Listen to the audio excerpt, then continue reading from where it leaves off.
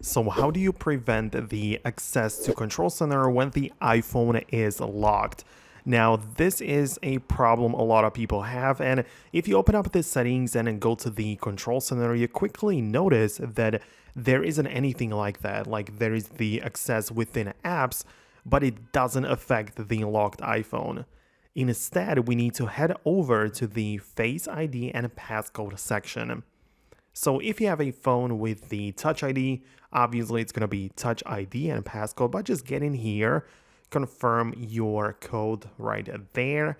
And there's so many different things to tweak and a lot of toggles. So just basically scroll down directly towards the bottom, like almost entirely. And there is a little section for access when locked. And this is the thing we need to focus on.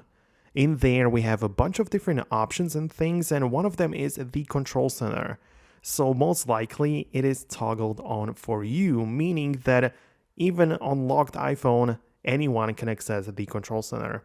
So if you toggle it off, meaning that this thing won't be green and just turns gray, in that case, the locked iPhone will not allow anyone to access the control center. So for that, you would need to unlock your phone, like scan your face or type in your code, and then you'd have the ability to access the control center.